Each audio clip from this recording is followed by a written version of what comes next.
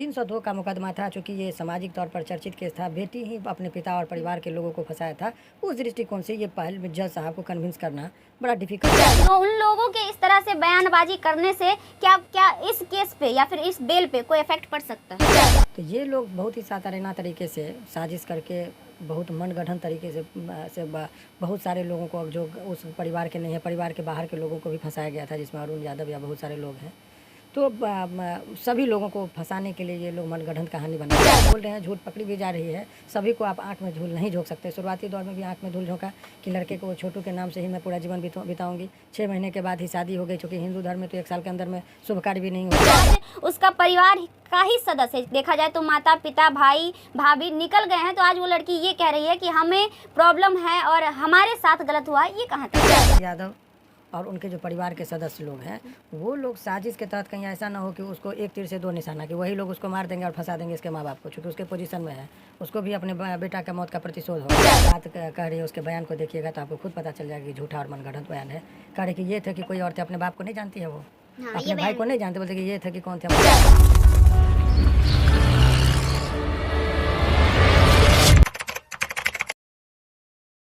एक बार फिर से आरती छोटू हत्याकांड चर्चे में है। चर्चे में क्यों है वो बखूबी आप जानते होंगे कि आरती के परिवार वालों को, यानी कि आरती के पिताजी, भाभी, भैया, यानी कि जितने भी आरोपी थे छोटू हत्याकांड के, सभी को बेल मिल चुका है और सभी आज सलाखों से बाहर है। इसको लेकर काफी चर्चाएं चल रही है कि आखिर बेल कैसे मिल गई इतने कम समय में। इसी विषय पे बात धीरे धीरे और बढ़ती ही जा रही है और लोग लगातार अपनी प्रतिक्रिया देना फिर से शुरू कर दिए हैं। इसी बीच हम बातचीत करने के लिए मौजूद हैं पटना हाईकोर्ट के अधिवक्ता शिवनंदन भारती जी के पास। आइए जानेंगे सारी बातों को और समझेंगे कि आखिर ये बेल मिलना कैसे मुमकिन हो पाया इतने कम समय में, और साथ ही आगे की क्या कुछ प्रक्रिया है। सबसे पहले सर बहुत बहुत स्वागत करेंगे। जी बहुत बहुत शुक्रिया आपका भी।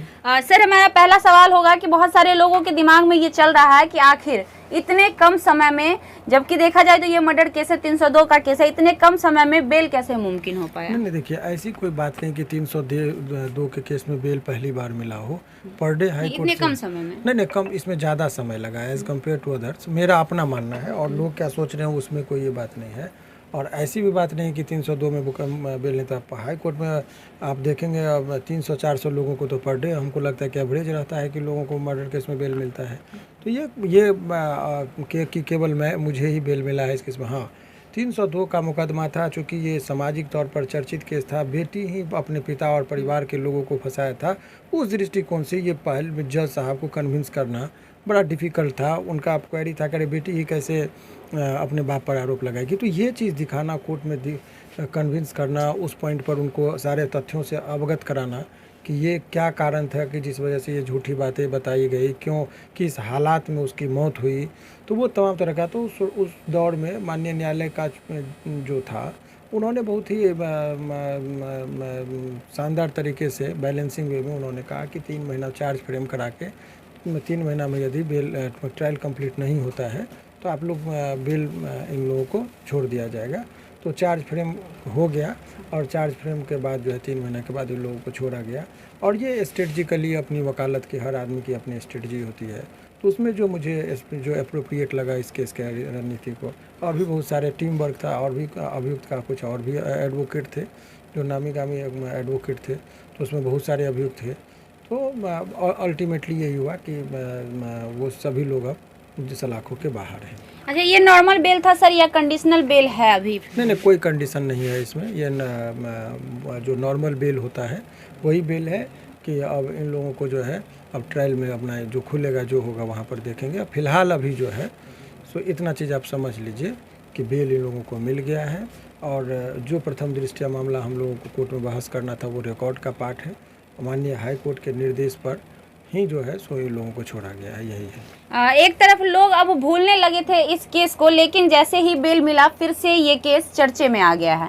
चर्चे में आने के बाद फिर से आरती के ससुराल पक्ष यानी कि छोटू के परिवार वालों की तरफ से तरह तरह के बयानबाजी शुरू हो गए हैं। एक तरफ उन लोगों का कहना है कि हम लोगों के साथ गलत हुआ है, हम लोग अदालत पे विश्वास किए थे, लेकिन उन लोगों को बेल नहीं मिलना चाहिए था। सवाल यहाँ पे ये उठता है कि उन लोगों के इस तरह से बयानबाजी करने से क्या इस केस पे या फिर इस बेल पे कोई इफेक्ट पड़ सकता है?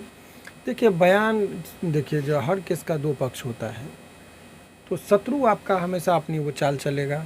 तो ये लोग बहुत ही साधारण तरीके से साजिश करके, बहुत मनगढ़ंत तरीके से बहुत सारे लोगों को, जो उस परिवार के नहीं है, परिवार के बाहर के लोगों को भी फंसाया गया था, जिसमें अरुण यादव या बहुत सारे लोग हैं।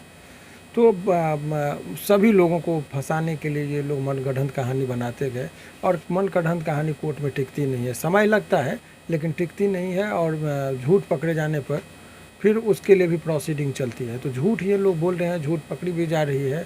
सभी को आप आंख में धूल नहीं झोंक सकते। शुरुआती दौर में भी आंख में धूल झोंका कि लड़के को, छोटू के नाम से ही मैं पूरा जीवन बिताऊंगी। 6 महीने के बाद ही शादी हो गई, क्योंकि हिंदू धर्म में तो 1 साल के अंदर में शुभ कार्य भी नहीं होते हैं। लेकिन ऐसी कौन सी परिस्थिति हो गई कि आपको 6 महीना के अंदर में ही शादी, अब बरखी हुआ, बाल कटा है। तो अब ये तो भाई जवान बेटा जिसके घर में मर जाएगा, तो भाई इतनी जल्दी कौन सी ऐसी परिस्थिति। तो बहुत सारी चीज़ों पर हम लोगों को नहीं है। केस में जहाँ तक सवाल है, तो अभी केस में जो बेल मिला है, सभी A to Z जितने भी अभियुक्त थे इस केस में, सभी लोगों के बारे में एक जनरल ऑर्डर था, उस ऑर्डर के कंप्लायंस में सभी लोग निकल रहे हैं। तो अब इस केस में अभी फ़िलहाल जो है सो बहुत बड़ी राहत जो है सो आरती के जो पिताजी हैं उन लोगों के पूरे परिवार को मिला है। वो लोग बेचारे बहुत ही सभ्य परिवार के लोग हैं। कीर्तन मूल रूप से अपराधी कैसे कहेंगे, उनका बच्चा जहाँ धीरेन बाबा के नाम से जाने जाते। बाबा इसलिए कि वो लोग कीर्तन भजन करने वाले लोग हैं।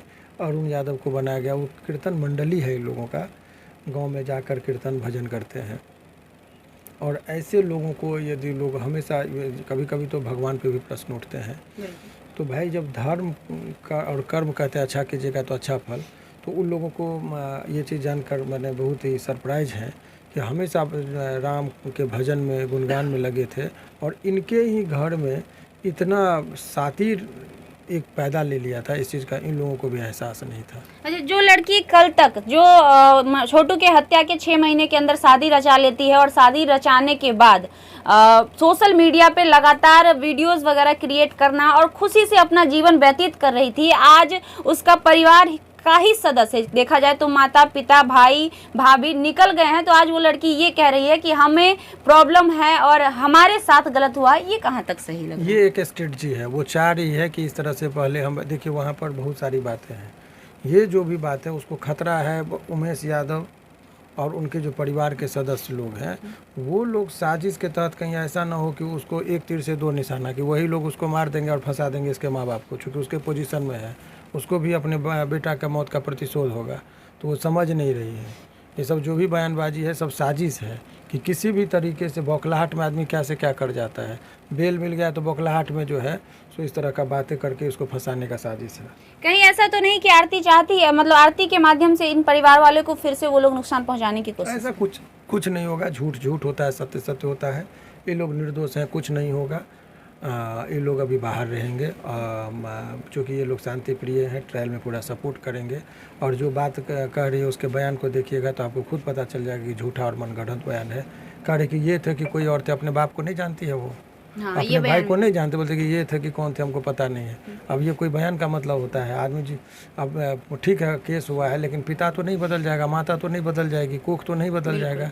और यदि कोई आदमी ये कह रही है कि हम अपने माँ बाप को भी पहचानने से इनकार कर जाए, तो उस पर हम लोग क्या टिक्का टिप्पणी करें? ये छोटू के पिता का एक और बयान आ रहा है कि हम लोगों को कॉम्प्रोमाइज करने के लिए कहा गया था, तरह तरह के लालच दिए गए थे आरती के परिवार के द्वारा। क्या लगता है इस बात में कितनी सच्चाई हो सकती है? ये सब मुझे नहीं पता है। इस पर हमारी पार्टी से कभी कोई बात नहीं हुई है, हमारे कलेंट हमको इस सब पे कभी कोई डिस्कशन नहीं किया, लेकिन ये मनगढ़ंत बात मुझे लग रहा है। अच्छा, आगे आरती का परिवार सेफ रहे इसके लिए आप क्या कुछ करेंगे?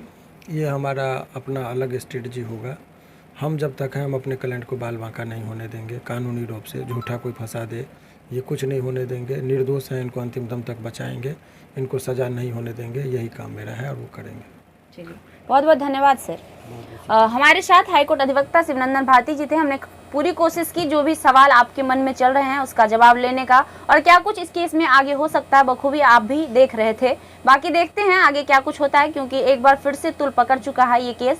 फिलहाल तरह तरह के बयान दे रहे हैं आरती का परिवार और छोटू परिवार के साथ साथ बहुत ऐसे लोग हैं सोशल मीडिया पर जो खुलकर फिर से उस मुद्दे को तुल देने का काम कर रहे हैं। रही बात शिवनंदन भारती जी का, तो कहीं ना कहीं इनकी हिस्सेदारी जवाबदेही थी, क्योंकि ये वकील थे आरती के परिवार पक्ष का, तो ये बातों को क्लियर करते हुए नजर आ रहे हैं। बाकी लोग अपनी प्रतिक्रिया लगातार दे रहे हैं जिससे इस केस में क्या मोड़ आता है वो भी हम आपको दिखाने का कोशिश करेंगे। बहरहाल इतना ही, मिलते हैं अगली बार फिर से।